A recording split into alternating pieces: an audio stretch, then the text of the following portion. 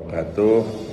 Terima kasih Pak Kaban atas waktunya, Bapak-Bapak Kabid, beserta ibu-ibu peserta rapat yang saya hormati.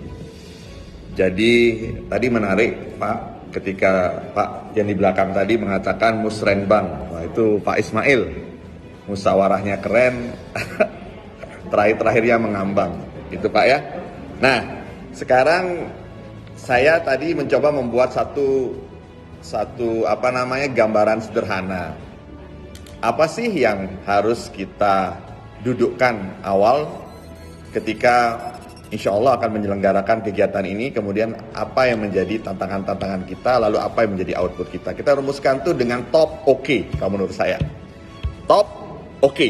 Nah, musrenbang itu top oke. Apa T? T-nya tuh temanya harus bagus. Temanya tuh harus kuat. Dia bisa menjadi magnet buat media. Bukan saja media lokal, tapi media nasional. T. O. O-nya itu organizing. Ya, organizing.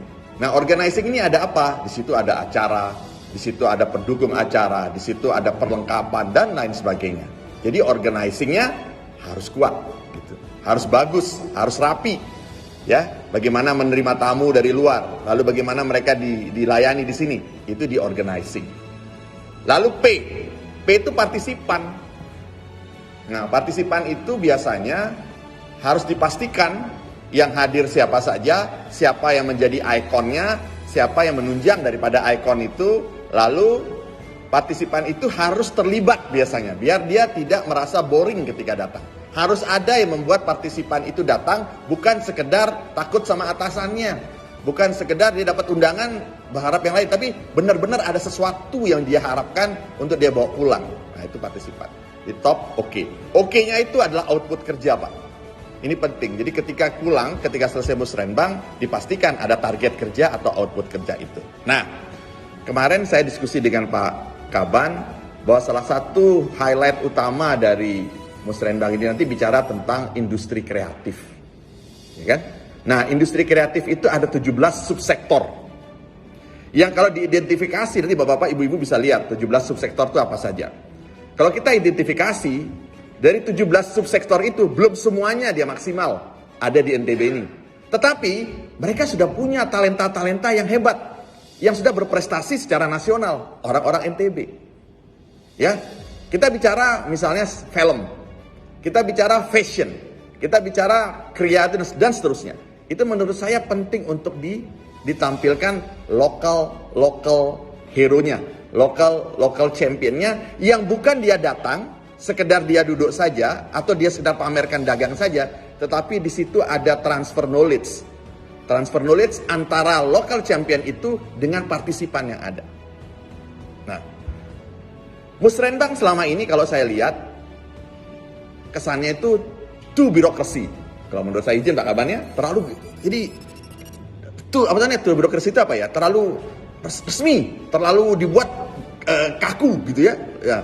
Kenapa kok tidak sekarang? Karena ini temanya kreatif, ya kan? Temanya kreatif. Kita buat sesuatu yang anti mainstream, ya. Misalnya, contoh. Tema besarnya adalah creative living, creative lifestyle. Misalnya ya. Sehingga apa?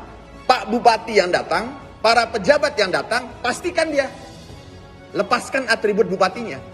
Yang muncul adalah kesan kreatifnya.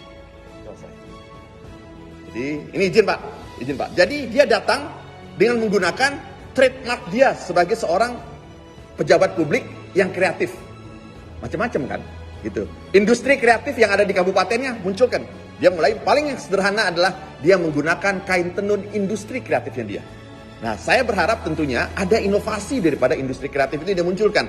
Jadi ketika bupati dia presentasi di depan publik, dia bisa bilang bahwa ini bukan sekedar kain tenun yang saya pakai, tetapi ada hal lain, inovasi yang dia munculkan. Ini di-challenge kepada bupati itu. Gitu. Jadi kalau Lombok Timur, Lombok Tengah, Lombok Barat, dan seterusnya 10 kabupaten kota, bupatinya itu datang dengan ikon industri kreatifnya masing-masing. Berarti ada 10 kabupaten kota, dia akan presentasi tentang industri kreatif yang ada di kabupatennya yang menjadi unggulannya. Jadi dia tidak homogen jadinya nanti. Kalau datang bicara dan hanya menjelaskan program seperti selama ini, ya semua orang tahu, tinggal baca di PDF itu selesai. Tetapi ketika ada satu bupati, ada satu pemimpin, dia menjelaskan satu saja produknya dengan komprehensif, itu akan membuat orang terinspirasi, Pak. Ya, jadi usulan saya konkretnya satu, pastikan para pejabat, pastikan semua atmosfer kegiatan itu berorientasi kreativitas dari masing-masing kabupaten kota yang tidak generik. Kalau tenun oke, tapi ada sesuatu yang bentuk terobosan atau inovasi. Ya. Kedua, Pak, untuk bicara VIP atau narasumber yang hadir. Nah, saya usulkan kita kan punya diaspora NTB. Diaspora NTB ini coba kita cari satu-satu mungkin selain ini, Pak, izin Pak Kaban. Siapa diaspora NTB yang ada yang berhasil di bidang industri kreatif? Tidak mesti dia harus lahir di NTB, tetapi dia pernah membawa sesuatu dari NTB ini yang membuat orang menjadi kebanggaan kita. Ada contoh gitu, ada contoh. Selain tentunya ada narasumber yang lain yang bisa melengkapi itu. Nah, fokus kita menurut saya adalah bagaimana membuat acara besok ini acara yang anti mainstream, dia kreatif, dia munculkan inovasi-inovasi yang tidak generik, lalu dari awal sampai akhirnya itu membuat orang memiliki banyak bekal ketika mereka bekerja kembali ke kantornya masing-masing. Kira-kira begitu, Pak, stimulan dari saya, sehingga nanti kita harapkan di Musrenbang ini kreatif dari 17 subsektor itu akan muncul, dan itu merupakan kekuatan baru bagi terwujudnya NTB Gemilang. Kira-kira begitu. Wabillahi taufiq wal hidayah. Wassalamualaikum warahmatullahi wabarakatuh, Pak.